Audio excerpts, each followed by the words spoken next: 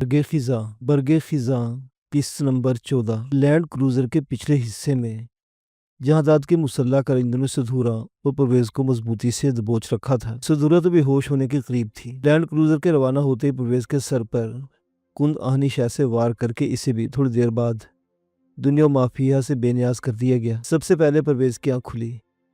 इसके चेहरे पर पानी के छींटे मारे गए थे। वो सीलन ज़दा से नंगे फर्श पर चित लेटा हुआ था और करीबी इसकी बीवी सुधूरा बेसुध पड़ी थी। कमरे में वो सब मौजूद थे और परवेज को खूंखार नजरों से घूर रहे थे। सबसे आगे जहादात खड़ा था। इसकी कहर आलू नजरें परवेज के चेहरे पर जमी हुई थी। एक कारिंदे के हाथ में पानी का जग नजर आ रहा था। गालिबन इसने ही परवेज के चेहरे पर पानी फेंककर इसे होश में आने पर मजबूर किया था और अब वही परवेज के करीब बेहोश पड़ी सुधूरा के चेहरे पर पानी फेंक रहा था। फिर जरा ही देर बाद सुधूरा भी कसमसाकर होश में आ चुकी थी और मुतवहिश नजरों से इनकी तरफ देख रही थी। परवेज को अपने सर के पिछले हिस्से में दुखन का एहसास हुआ, मगर वो इसकी परवाह किए बगैर जल्दी से उठ खड़ा हुआ। इसे एकदम चक्कर सा आया, लेकिन भी दूसरे लम्हे वो थोड़ा सा लड़खड़ाने के बाद तनकर खड़ा हो गया। तुम लोग कौन हो? हमें यहाँ क्यों लाया गया है? परवेज जहादात से कदरे दुरुस्त तेजी में बोला तो जहादात ने चंद कदम इसकी तरफ बढ़ाते हुए अपने भारी भरकम हाथ का एक जोरदार थप्पड़ इसके चेहरे पर रसीद कर दिया। थप्पड़ की शिद्दत से परवेज चंद कदम पीछे की तरफ लुढ़क आ गया। ऐसे में सुधूरा जल्दी खड़ी हुई इसने अपने शोहर को संभाला। तुमने इस छोकरी के साथ शादी करने की जरूरत कैसे की? जहादात ने परवेज की तरफ घूरते हुए सीख पा लेजे में कहा, तो जानते नहीं कि ये छोकरी हमारी क्या लगती है? ये मेरी बीवी है और मैं तुमको नहीं जानता। परवेज ने अपना गाल सहलाते हुए कहा, चंगा अब जान ले, ये मेरी खेल है और तू अब इसको तलाक दे। जहादात ने सरसराते लहजे में कहा और फिर अपने कारिंदे को मखसूस इशारा किया। कारिंदे ने जल्दी से एक स्टैम्प पेपर नुमा कागज जहादात को थमा दिया, जिस पर वो परवेज की परेशान को नजरों के सामने लहराते हुए बोला, ये लो, ये तलाकनामा है। तुमने इसी वक्त अपनी बीवी को तलाक देना है। ये कहकर इसने अपनी जेब से एक कलम निकाला और परवेज की तरफ बढ़ा दिया। परवेज इस सूरत हाल से परेशान होकर बोला, मगर क्यों? मैं इसे क्यों तलाक दूं? ये मेरी बीवी है, हमने रजा खुशी से शादी की है। रजा खुशी। जहादात इसकी बात पर इस्तेज़ाए हंसी के साथ बोला, अब तेरे को इसी रजा खुशी के साथ अपनी बीवी को तलाक देनी है, वरना इसका दूसरा तरीक़ा हमारे पास मौजूद है जो आसान भी है। तुझे कत्ल करके तेरी लाश गुम कर देंगे।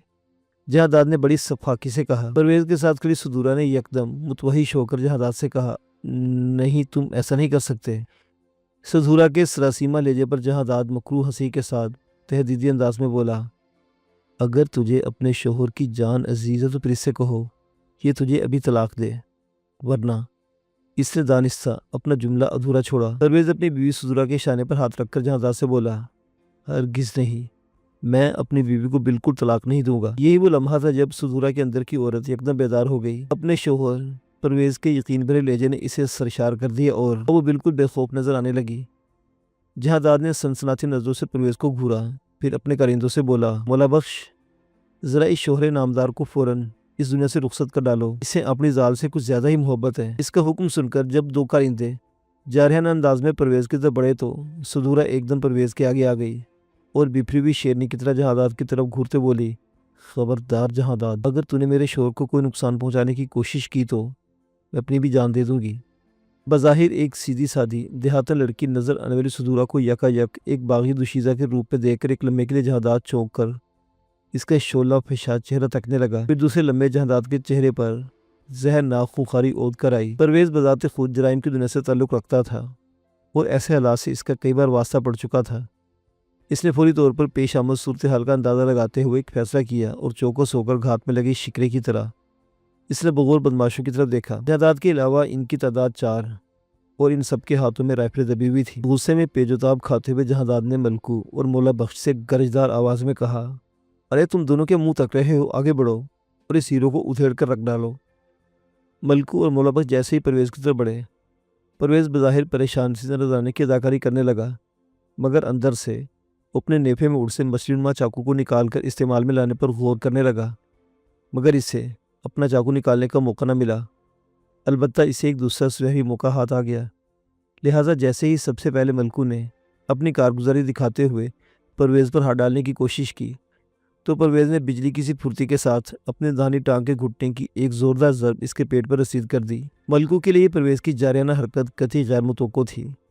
گھٹنے کی ضرب کھا کر اس کے حلق سے اوق کی آواز نکل وہ آگے کو جھک کر پھر سے پہلے کے جہاں داد اور اس کے باقی کرندوں کو اس غیر متوقع اور اچانک بدلنے والی صورتحال کا ادراک ہوتا، پرویز نے بجلی کی سی پھرتی کے ساتھ درد سے بےحال ملکو کی خودکار رائفل پر قبضہ جما لیا۔ پھر اگلے لمحے اس نے ملکو کو مولا بخش پر دھکا دیا اور جہاں داد کی گردن سے رائفل کی نال چپکاتے ہوئے غرایا، اپنے ساتھیوں سے کہو اپنے ہتھیار پھینک دے ورنہ تیری گردن میں سوراخ کر دوں گا۔ پرویز کی صفا غراہٹ سے مروب ہوئے بغیر جہاں داد اپنی جگہ جمے ہوئے دانت پیس کر بولا، تم خود کو بہت بڑے جنجال میں ڈال رہے ہو، جانتے نہیں میں کون ہوں؟ میں تجھے تو اچھی طرح جانتا ہوں مگر شاید تو مجھے اچھی طرح نہیں جانتا۔ پرویز کی بھی شاید رگے فتنہ پھڑک اٹھی تھی۔ وہ غرا کر بولا، میں آخری بار کہہ رہا ہوں اپنے کتوں سے کہو کہ وہ ہتھیار پھینک دے ورنہ۔ اس سے دانستہ اپنا جملہ ادھورا چھوڑا تو جہاں داد کے حلق سے پہلے تو ایک بے بس سی غراہٹ خارج ہوئی۔ اس نے شاید پرویز کے خونخوار لہجے کی صفاکی کا اندازہ لگا لیا تھا، لہٰذا دوسرے ہی لمحے اس نے اپنے کرندوں کو ہتھیار پھینکنے کو حکم دیا۔ اپنے چھوٹے سائی کا حکم پاتے ہی انہوں نے اپنے ہتھیار فرش پر رکھ دیے۔ اس کے بعد پرویز نے ان سب کو ایک قطار میں دیوار کی طرف منہ کر کے کھڑا ہونے کا حکم دیا۔ وہ بلا چوچرا ایسا کرنے پر مجبور ہو گئے۔ پرویز نے جہاں داد کی جامع تلاشی لیتے اس کا ریوالور اپنے قبضے میں کر لیا، پھر جہاں داد کو بھی اپنے کرندوں کی طرف دھکیل کر ان کے ساتھ کھڑا کر دیا اور سدھورا کا ہاتھ پکڑ کر کمرے سے نکل گیا۔ کمرے سے نکلتے ہی اس نے باہر سے دروازہ بند کر دیا۔ رائفلوں سے نکالے ہوئے میگزین اس نے ایک طرف پھینکے۔ یہ ایک نئی رہائشی اسکیم کا علاقہ تھا جہاں فلیٹوں کے ڈھانچے ایستادہ تھے اور بنگلوں کی قطاریں بھی بنی ہوئی تھی۔ جس بنگلے میں یہ لوگ موجود تھے اس کے باہر جہاں داد کی لینڈ کروزر کھڑی تھی، مگر پرویز سدھورا کو لیے تقریباً دوڑتا ہوا شاہراہ پر آ گیا جہاں انہیں ایک ٹیکسی مل گئی۔ یہ دونوں جھٹ سے اس میں سوار ہو گئے۔ ڈاکٹر فوزیہ اس سیلن زدہ قید خانے کے بند دروازے سے لگی بیٹھی کافی دیر تک روتی رہی۔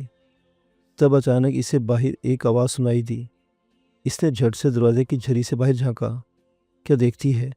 ایک چھکڑا پاس سے بھوسا لادے گزر رہا تھا۔ اس کی ٹوٹی ہوئی ہمت قوی ہونے لگی۔ اس نے آہنی رال اٹھا کر زور زور سے آہنی دروازے پر ضربیں لگانی شروع کر دی۔ پاس سے گزرتے ہوئے چھکڑے میں ایک عمر رسیدہ شخص اور اس کا 9-10 سالہ بچہ سوار تھا۔ اس کے کانوں تک شور کی آوازیں پہنچی تو اس نے فوراً اپنے گدھے کی باگیں کھینچ لی اور حیرانی سے اس بوسیدہ سی گودام نما عمارت کو تکنے لگا۔ ڈاکٹر فوزے نے اندر سے باقاعدہ شور بھی مچانا شروع کر دیا تھا۔ وہ شخص چونکا، پھر اپنے گدھے کی رسی کو چھکڑے کے ایک لکڑ سے باندھ کر نیچے اتر آیا۔ گودام سے اس کا فاصلہ 10-12 قدموں جتنا تھا۔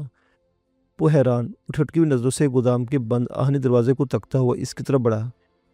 اندر سے فوزیہ نے اسے اپنی جانب بڑھتے دیکھ لیا تھا، چنانچہ جیسے وہ دروازے کے ذرا قریب پہنچ کر رکا تو فوزیہ نے گلوگیر لہجے میں التجا کی، بھائی مجھے یہاں سے نکالو، مجھے کچھ گنڈوں نے یہاں قید کر رکھا ہے، تو تمہاری بڑی مہربانی ہوگی۔ گاڑی باغ کا دماغ ٹھٹک گیا۔ وہ ایک بھلا مانا شخص تھا، اسے صورتحال سمجھنے میں دیر نہ لگی، لہٰذا وہ ضائع کے بغیر دروازے کے قریب منہ کر کے ڈاکٹر فوزیہ کو تسلی دیتے بولا، بہن تو فکر نہ کر، میں دروازہ کھولنے کی کوشش کرتا ہوں۔ یہ کہہ کر اسے باہر سے دروازے پر لگے قفل کا جائزہ لیا، پھر اپنے چھکڑے کی طرف بڑھ گیا اور چھکڑے کے نیچے سے کہیں پھنسے ہوئے اوزاروں میں سے وہ ایک آہنی تیسی اٹھا لایا اور گودام کے دروازے کے پار آ کر اس نے آہنی تیسی کے 2-3 وار کر کے تالا توڑ ڈالا۔ کنڈا کھول کر اسے جلدی سے دروازہ کھول دیا۔ دروازہ کھلتے ڈاکٹر فوزیہ ہراسہ ہرنی کی مانند باہر نکلی۔ گاڑی بان ایک خوبصورت جوان اور ماڈرن لڑکی کو اس حال میں دیکھ کر ششدر رہ گیا۔ پھر دوسرے ہی لمحے وہ سراسیمہ فوزیہ کے سر پر ہاتھ دھرتے ہوئے شفقت سے بولا، بیٹی تیرا گھر کہاں ہے؟ تو پریشان نہ ہو، میں تجھے، تمہاری بڑی مہربانی، میں خود کسی ٹیکسی میں بیٹھ کر چلی جاؤں گی۔ فوزیہ نے اچانک اس کی بات کاٹ دی۔ اس کی متوحش نگاہیں آس پاس گردش کر رہی تھی۔ اسے ہنوز جہاں داد اور اس کے غنڈوں کا خوف دامن گیر تھا۔ گاڑی والا اس کی پریشان اجلت کو بھانپ کر ملائمت امیزی سے بولا، بیٹی سڑک یہاں سے تھوڑی دور ہے، ٹیکسی سے شاید تجھے نہ ملے، شاید دینے والی منی بس ضرور مل سکتی ہے، اور میرے ساتھ، میں سڑک کی طرف جا رہا ہوں۔ یہ کہتے اپنے چھکڑے کی طرف بڑھا۔ فوزیہ بھی لرزتی ٹانگوں سے چلتی ہوئی چھکڑے کی طرف بڑھی۔ گاڑی بان نے بھوسا ادھر ادھر کھسکا کر فوزیہ کے بیٹھنے کی جگہ بنائی اور اسے سوار ہونے کا اشارہ کیا۔ کوئی اور موقع ہوتا تو ڈاکٹر فوزیہ اس گندے چھکڑے پر بیٹھنے کا تصور بھی نہ کرتی، مگر اس وقت کیونکہ جان پر بنی ہوئی تھی، اسے وہ غنیمت لگا اور وہ اس پر سکڑ سمٹ کر بیٹھ گئی۔ بھوسے کے ڈیر پر بیٹھا 9-10 سالہ بچہ اپنی معصومانہ پھٹی پھٹی آنکھوں سے دیکھ رہا تھا۔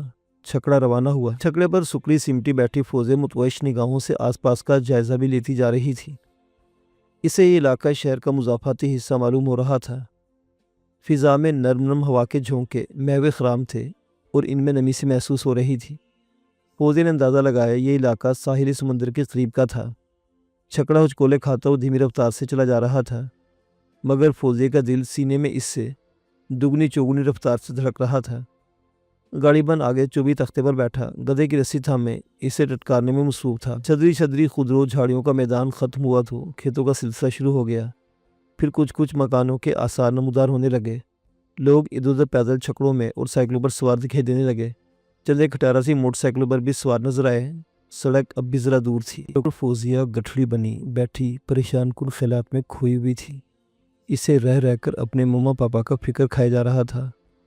اسے اندازہ تھا کہ وہ اس سے کتنا پیار کرتے تھے اور اس کی اچانک اور پرسرار گمشدگی سے کس قدر پریشان ہو رہے ہوں گے۔ یہ رات ان پر کس قدر بھاری گزری ہوگی۔ یہ سوچ کر ڈاکٹر فوزیہ کی آنکھوں میں بے اختیار آنسو آ گئے۔ پھر اسے جواد کا خیال بھی آیا، جانے وہ بیچارہ کس حال میں ہوگا۔ اب تو وہ بھی اس کی وجہ سے بے حال ہو رہا ہوگا۔ ڈاکٹر فوزیہ انہی خیالات میں کھوئی ہوئی تھی کہ اچانک وہ ہارن کی آواز پر چونکی۔ وہ چھکڑے کے پچھلے حصے پر بیٹھی ہوئی تھی۔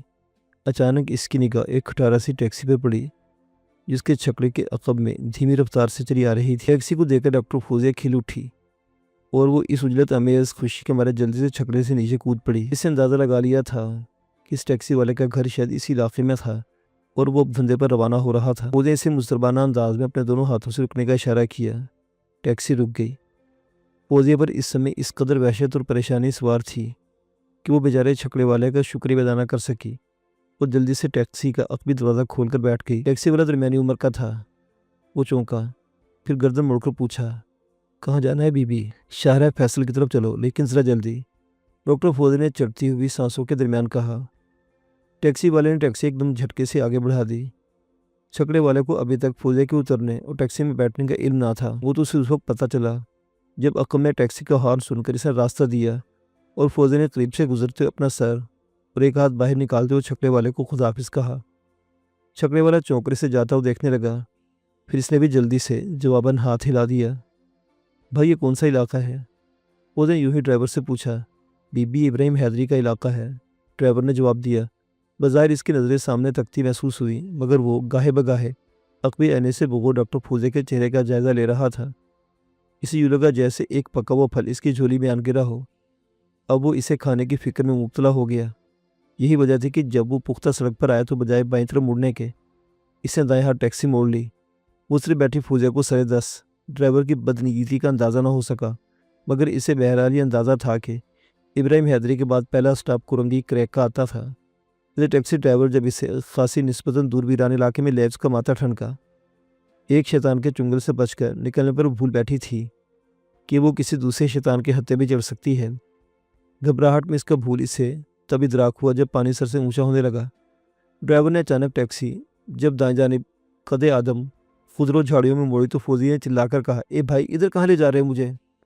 خاموش ہو کر بیٹھی رہے، بھائیوں کے تیرے گھر پر اس وقت تو میری جھولی میں گرا ہوا پکا پھل ہے، ڈرائیور نے غصے لہجے میں کہا تو فوزیہ کی روح فنا ہو گئی اور اس کی کنپٹیاں سائیں سائیں کرنے لگی۔ جب جان اور عزت پر بنا ہے تو ایک مجبور عورت اسے بچانے کی خاطر آگ میں بھی کود پڑتی ہے۔ فوزیہ بھی انجام کی پرواہ کے بغیر اپنی طرف کا دروازہ کھول کر باہر کود پڑی۔ ٹیکسی کی رفتار کم ضرور تھی، مگر چلتی زمین پر پاؤں رکھنے سے قدم لڑکھڑا ہی جاتے ہیں۔ فوزیہ بھی باہر گر کر خضرو جھاڑیوں میں خاصی دور تک لڑکھنیاں کھاتی چلی گئی اور اس کے حلق سے چیخیں ابل پڑی۔ پورا وجود خراشوں کی زد میں آ گیا۔ ٹیکسی ڈرائیور نے فوراً گاڑی روک لی اور پکے ہوئے پھل کی طرف لپکا۔ فوزیہ کا سر چکرا رہا تھا، مگر وہ مشکل تمام اٹھ کر ہراساں ہرنی کی مانند دوڑ پڑی۔ اطراف میں چھائی ویرانی اسے تاغوتی کہکہے مارتی محسوس ہونے لگی۔ فوزیہ کی ٹانگوں میں بھاگنے کی سکت نہ تھی، تاہم زمین پر اندھادھند دوڑنے سے وہ ایک بار پھر گر پڑی۔ وہ بد خصلت ٹیکسی ڈرائیور اس کے سر پر پہنچ گیا۔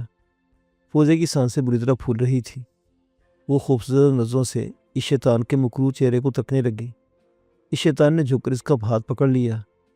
اب جان سے زیادہ عزت عزیز ہو گئی۔ ایسے میں فوزیہ کے خالص نسوانی خوئے چلتر بیدار ہوئے۔ اس نے ہانپتی آواز میں شیطان سے ڈرائیور سے کہا، دیکھو میں کوئی پاک باز عورت نہیں ہوں، کیا تمہارا گھر نہیں وہاں مجھے لے چلو؟ ڈرائیور کی دست درازی کو اچانک بریک لگ گیا۔